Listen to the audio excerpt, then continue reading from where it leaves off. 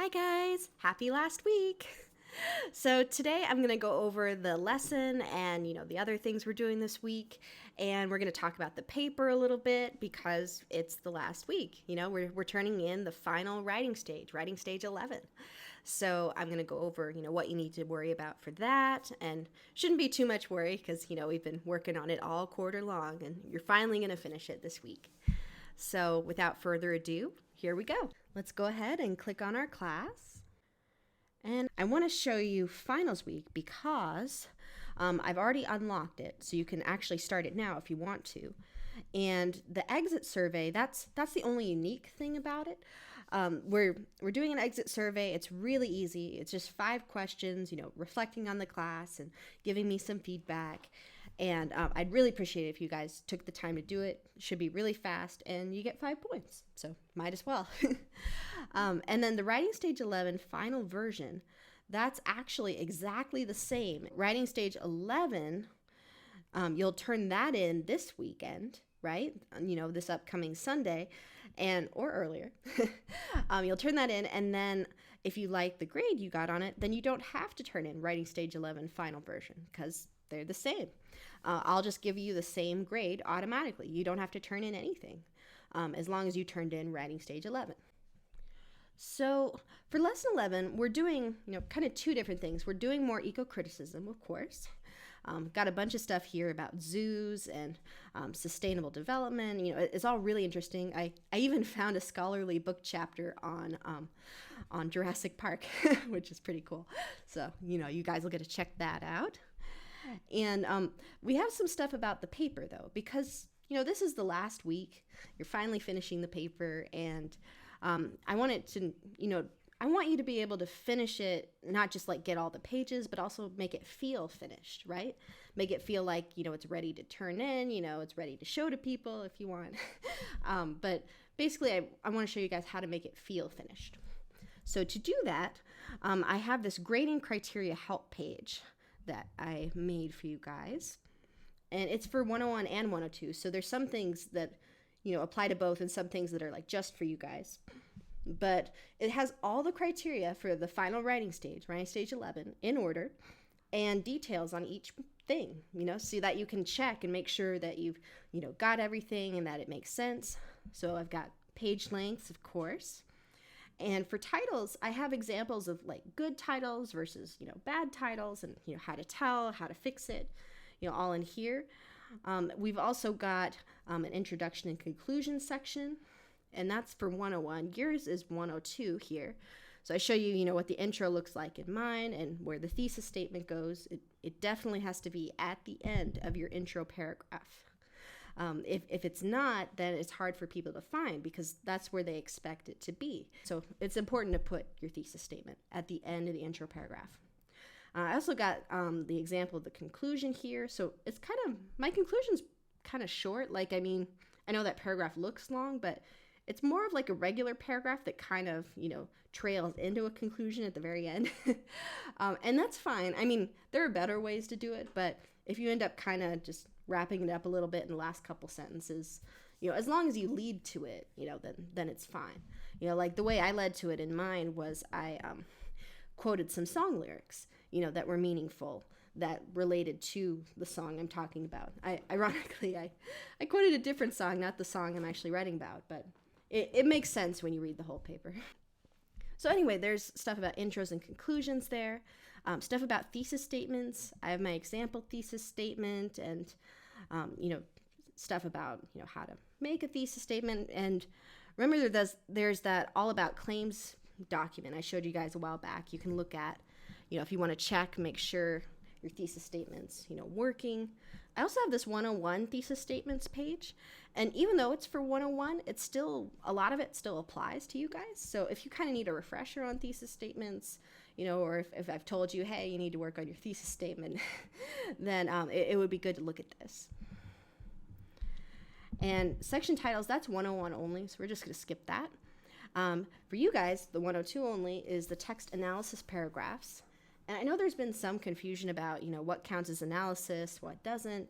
And so in this paragraph, I actually highlighted the stuff that does count as analysis and, left alone the stuff that doesn't. And basically, when I say analysis, what I mean is, are you making some kind of claim, right? Are you saying something that comes from you, that's not just summary? Is it something other than summary or paraphrasing or quoting? If it's something beside that, if it's something that comes, from your brain, where you're coming up with your own claims, your own conclusions and ideas, that is analysis. So the stuff I've highlighted here, these are things that I said about the video. I was interpreting the video. And so, that's mine. That's the unique part. Whereas the other stuff is just summary. I'm describing what happened in the video, which, anybody could do. But the stuff that's highlighted is the stuff that I think. It's the I say, right? They say, I say. But anyway, hopefully this will help clear some things up for you guys. So that's the text analysis paragraphs. Then for quotes, I've got two different examples here. This first one is the pretty simple quote sandwich, except, I added a transition first, though. So I guess it's a quote sandwich with like a garnish on top or something. But anyway, you have the transition first because you always want to connect your next paragraph to your previous one. Then I have an introduction to my source. Then I have the actual quote, and then I have my response. So the intro and response, those are the bread, and the quote is like the filling in the sandwich. And there's another way to do it too, though. I realized looking at the example paper for 102 that I did it a little differently. So I have that example here as well. So I have my transition still, but then I kind of do like a double-decker sandwich. So I have intro, quote, response, quote, response. So like 3 slices of bread and 2 fillings. So it's this, large thing. But it still works because there's still response in between each quote, right? So there's no like back-to-back quotes. That would be bad. But anyway, as long as you're like transitioning, you have your own words between quotes, and it all connects, then you're good. So as long as you have your own words before and after, then you're doing it correctly. And then I have an example here of, a block quote. I believe I showed you guys how to, format a block quote a little while ago, but this is what it should look like in the paper if you decide to include one or more. You could have one on every other page, but not the first page, because that would look bad to have a big quote right in your first page when first pages are already pretty short. So we have our transition, of course, and the intro, just like before. Then the block quote, is the filling. And then the response, as you can see, is pretty long. And the reason for that is because you want your response to always be at least as long as the quote. Because if it's not, then the quote ends up like dominating that page, or in the end, dominates the paper if you have a bunch of those. So, it's really important to have just as much response as you have for, as the quote takes up. And I've decided to make that a rule. So from now on, when I'm grading your guys' papers, what I'm going to look for is, did you write just as much in response to your quote, or to an image too, if you used an image, because it's a really important skill. So if you like had a block quote, but then you had like one sentence in response or something, what that means is I'm not going to count your quote as part of your length. So if you like barely have 5 pages and then your block quote doesn't count, then it'll be short, and then you'll lose points for it being short.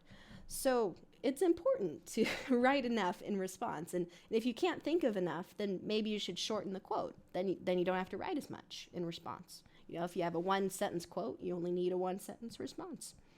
So anyway, that's the block quote. Then over here, this is what it would look like if I made the quote a little shorter. Then it can just fit in the paragraph. The rule is, 4 lines or longer is when you make it a block quote. So this one's like 3.5 or 3 1/3 lines. So it can fit in the paragraph. So anyway, that is, how you do block quotes. And for mostly correct sentences and spelling, this is technically a new requirement this week. And the reason I haven't really, I guess, checked it until now is because I didn't want to overwhelm you guys, with you worrying about every sentence, being good or, having perfect spelling. Like that stuff just trips you up. It's much better to check that stuff later when you're like at the end. So that's why we're checking it now. And the best way to check that is with the proofreading guide. And I don't remember if I showed you that last week or not. I might have. But anyway, it's right here. And it shows you how to use JSpell, which is an awesome spell checker, and also how to use Natural Reader, which, is a text-to-speech reader that reads your essay to you, so you can hear it and see if there's any problems. So I highly recommend using those. Then finally, MLA formatting and citations that look professional. You have some screenshots here. And of course the MLA guide you guys have had for a while is linked here. And I wanted to briefly show you guys, kind of how in-text citations work, because, I know I've mentioned it, and I probably gave you guys the link. I hope I did. The link's down here at the bottom, the in-text citation guide. But this is how in-text citations work. So you have your citation over here, and it starts, with a name usually, a name or a title, depending on, what you have. But this one starts with a name, so Boggage, Jacob. And so if I quote Boggage, I have to put his name in the sentence. So if I can just say according to Boggage, blah, blah, blah, then I don't have to put it in parentheses. But if I don't put Boggage in the sentence already, then I have to put it in parentheses. And the reason for that is it tells the audience where to look for that source if they want to learn more. Because without that, it's kind of confusing. Like if I just had the sentence, according to the Washington Post, according to the Washington Post, then you look over here, none of these start with Washington Post. What do? And Washington Post is over here, but, it's kind of annoying to have to look through and try to find it in the middle of all the citations. So even though I said Washington Post, it's not really cited until I have that author's name, because that is how the citation starts. So anyway, that's the point of in-text citations, that they link to the actual citation at the end. They help people find your sources. Oh, and by the way, you still have to use in-text citations even if you don't quote. So if you're paraphrasing or if you're using facts, like if you have a whole bunch of facts or something, you have to still say where you got those facts in the sentence. It's really important, because otherwise people have no idea where you got them, and that's not good. So always make sure that anything you get from somewhere else, anything you get off the internet, that you make sure it's clear where you got it on the internet, right? Because otherwise people just won't know. So anyway, that is how in-text citations work. And this, is the grading criteria help page. So anyway, that's lesson 11. And by the way, the how to make your paper longer page is here. I'm not sure if I've shown it to you guys before. I know I always show it in 101, so I kind of forgot to show it to 102. So for some of you, it's review. But if you haven't seen it before, it might help you if you're having trouble filling that last page or last half page of your paper. So there's a bunch of ideas here. If you have the opposite problem and your paper's too long, there's also ideas for how to make it shorter. Because, usually we struggle with one or the other. I used to really have trouble, making it long enough, but then eventually I had trouble making it short enough. So it's really funny. Anyway. So anyway, that is lesson 11. We're doing paper stuff and eco-criticism stuff. Let me go back to the 102 home. So for Slack this week, it's our last Slack post. We're finishing our book, our history book, with The Dream, and it's a really interesting chapter. I think it is a dream. You'll have to decide for yourself. It's kind of ambiguous, but I believe he's dreaming, and he dreams that he goes to heaven, but this heaven, it's a really weird heaven. Hitler's there, and you're like, wait, what? And it's really bizarre and interesting, and the guy, he goes on and on about his amazing breakfast, and it's bizarre, but I love it just because it's so unexpected and interesting, and it really makes you think too. So hopefully you guys will like it. The Dream, our very last chapter. And then for Slack B, of course, we're doing the story, poem, song thing. And our question this week is, how do the human and the non-human interact, right? So, look for human elements, look for non-human elements, like animals and plants, in the planet. How do they interact in this, story, poem, or song? And again, those examples are always, on Slack. So they're posted now. And that is Slack. For the writing stage, it's our very last one. And the prompt, it says writing stage 11 and writing stage 11 final version because they are the same. So I have the steps here, got the grading criteria, in a nice little list so you can check it all off, as usual. And I think that's basically it. I did want to show you guys briefly the example paper because, well, for one thing, I made a slight change. I decided to add some images to it just to, see what that would be like. And here we are. So this is how you would add like a screenshot from a music video. And I did 2 screenshots because, there was room for it. And, I thought it was good to show 2 different points since I talk about 2 different points in the paper. So if you add an image, just make sure it looks nice. For these, I just cropped them. Like I screenshotted them, then I cropped them square, and then I lined them up. And thankfully, like Word, it kind of has snap guides, to keep you from like putting them in some random spot. And I'm sure Google Docs does as well. And then I used the caption feature to add no, wait, actually I didn't. I was having trouble with the caption feature. So what I did was I used a text box and I got rid of the text box like border and then I typed in it. Another option is to just type a sentence like under the picture, if it'll let you. But again, I was having trouble with it, so the text box worked better for me. And, you always have to label your figures, that's what they call them, images, etc., figures, fig 1, fig 2, etc. And then you say what type of image it is. So these were screenshots, so I put screenshot.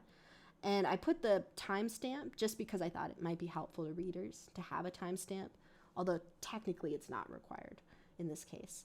And then once you have your figure 1, figure 2, etc., you have to put them in a sentence somewhere. So I have fig 1 up here, and then scroll down a little bit, I have fig 2. So you always want to put the images close to wherever they appear in the sentence. So I got them as close as I could, and it fits pretty well. And then, that made the paper just slightly longer, and now the works cited is on page 7. One other thing I wanted to do, let me go to the top here, was just kind of go over, like how this paper is organized. How did I put it together? Of course, I started with an intro. And here, let me see if my pen will work here. Ooh, yay, it's working. It's one thing I like about the iPad is that I can draw on it. So, start with the intro. And I put a bunch of facts in mine. You don't have to, but the reason I added a bunch of facts is because I wanted to kind of establish the situation. And my situation is, these are, this band, they're really, really popular. If you haven't heard of them, they are popular. I'm establishing that.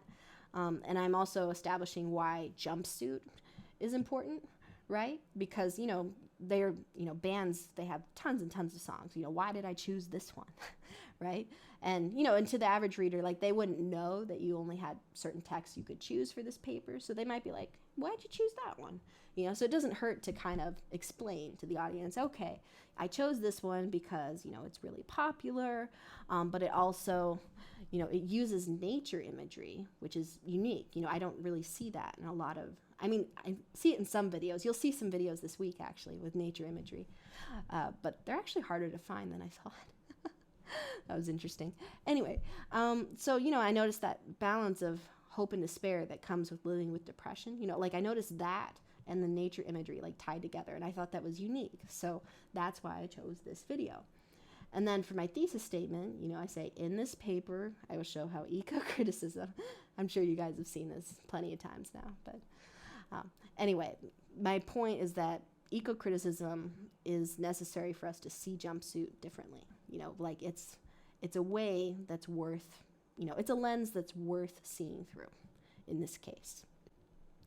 And then my next paragraph, so paragraph 1's intro. Paragraph 2, I did a little bit of background. The album that this song comes from is kind of complicated, so I kind of described that, and I found a source that explains it so it wouldn't be just like me saying it. I wanted to add a little bit of, support from other sources there, so, I added Owens here. And Oh, and here's some more background. So I have Owens here. Yep, same guy. So I got a little more background. Now I start talking about the video. So this is kind of my summary paragraph. And I did put a lot of timestamps in here for different scenes I described, but I think I mentioned before, you don't have to do that. I just did that because I thought it might, help the audience figure out, what part of the video is she talking about, And then I worked in another source here, one of my popular sources. And then I kind of did an eco-criticism intro paragraph. So I'm kind of transitioning from video to eco-criticism back to video. So it's almost like I did video, eco-criticism, then eco-criticism and video together. So if that helps, you could think of your paper in 3 parts. The text, the lens, then text plus lens. So I talk about eco-criticism, and I found my, scholarly source from Glotfelty.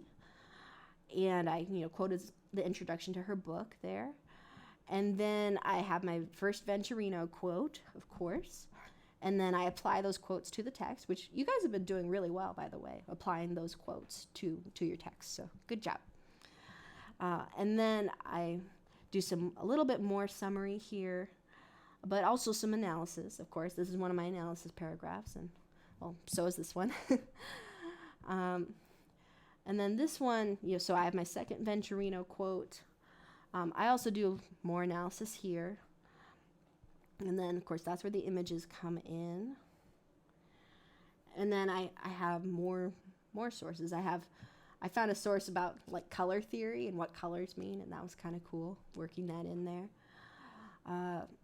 And then at the very end, so the paper's already over. It's a pretty short paper, really.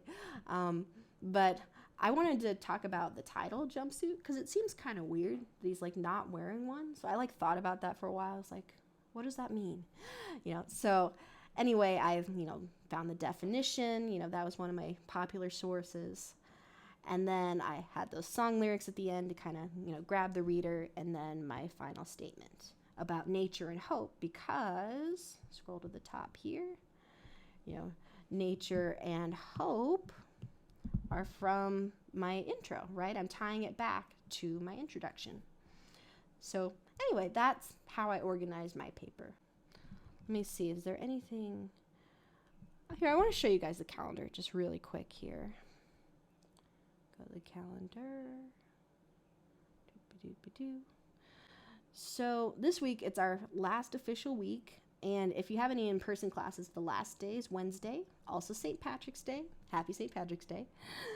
And then we have finals week, end of the term's Wednesday. That's when the exit survey's due. And the final version if you decide to resubmit it. And then spring break begins on Thursday. If you manage to get everything done for your classes by Wednesday, then you can take Thursday off. So we get 11 days if you count Thursday. And then school starts on the 5th. So we get, just over a week of break, which is nice.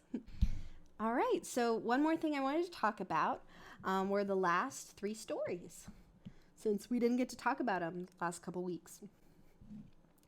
So for parenthesis, that was the one where the guy was talking about love and life. So we have that one. Then we have last week's Project Ararat about the astronaut who comes back to Earth and decides to go on an expedition to Mount Ararat to find the Ark. And he does not find the Ark. And it's crazy that the real guy went 8 times. I mean, wow. That's just, whew.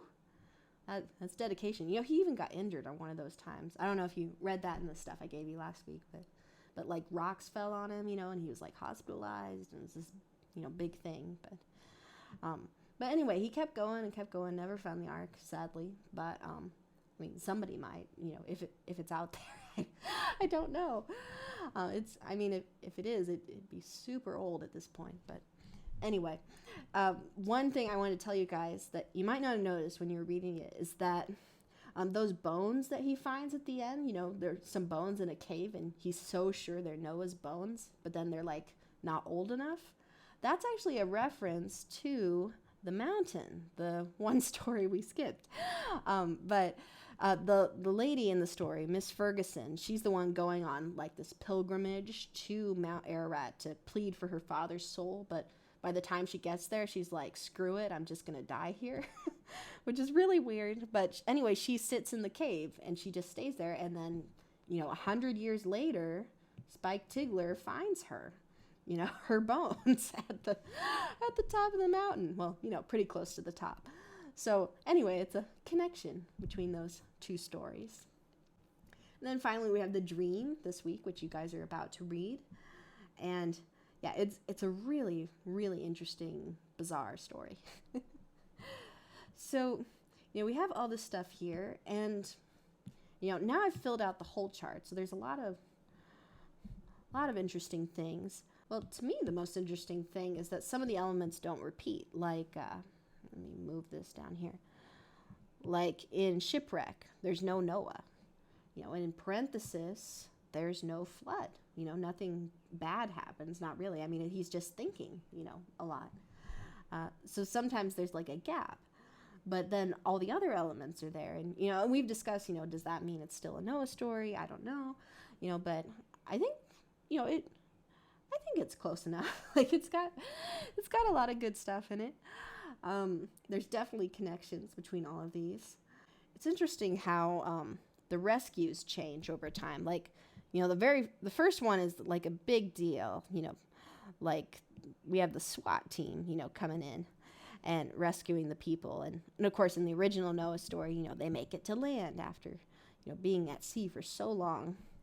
The kittens are born, which isn't really a rescue, but it's, it gives her hope. So that's kind of a rescue. On the shipwreck, they get, saved by another ship, after a really long time.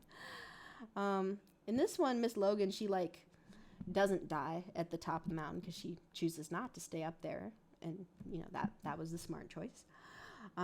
Three Simple Stories, they don't really, I guess the first guy, Beasley, he was the one who wanted to go down with the fake Titanic because he didn't go down with the real one.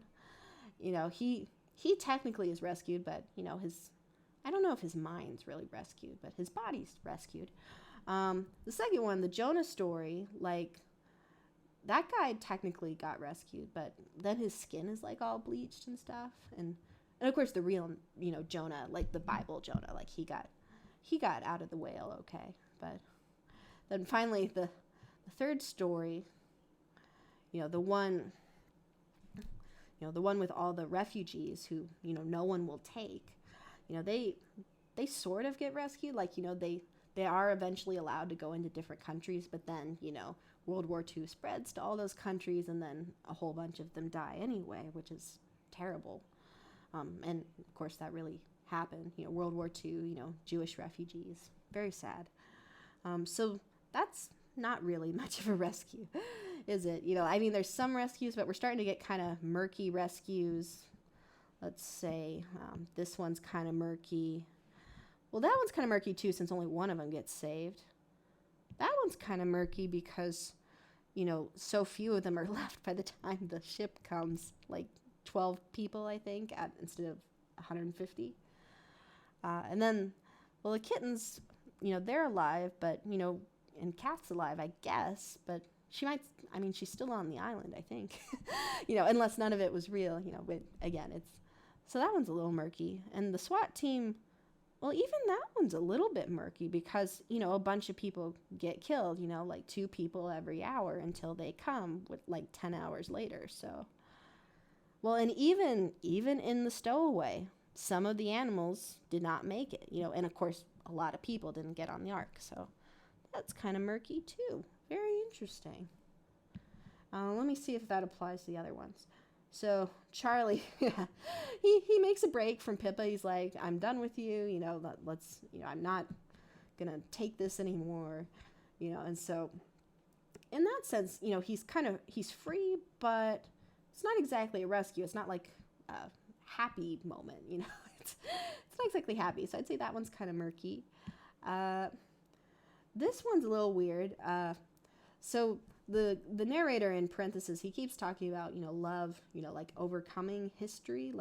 History says, love is doomed, but I say, it's not. Like we can overcome this. We can overcome these, negative, patterns.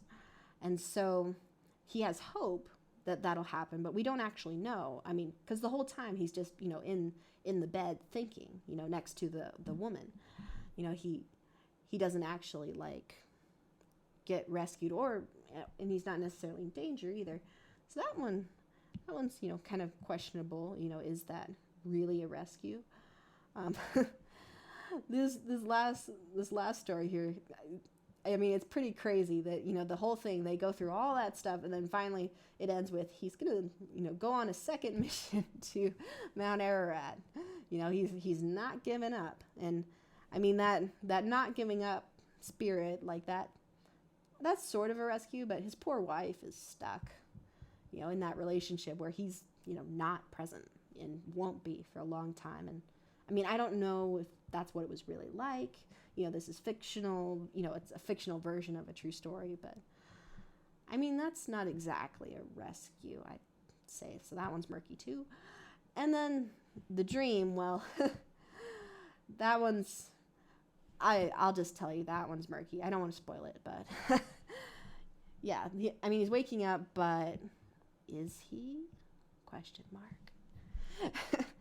So the reason why I went through all those and said, that they're kind of murky is because it's important. Basically the main point of our entire history book is to challenge history, to challenge, what's happened before. How do we view the past? How does that influence the future? How do we see things? Do we just accept things at face value? Do we accept like the Noah story we've always been told, or, are we open to other ideas? Like, basically the whole point of this book is to get us to think differently, to challenge, our expectations, challenge our worldviews, think of things in a totally different way. And so that's why I like the book. It's just, he really does, take me by surprise every chapter. I'm like, wait, what? So anyway, I hope you guys enjoyed the book. I enjoyed. It was fun, to study it again. And so we did it. We read the whole book. Yay. All right, that's it. Thank you guys for watching. I hope it was helpful, and please let me know if you have any questions about anything. All right, bye. Have a good week.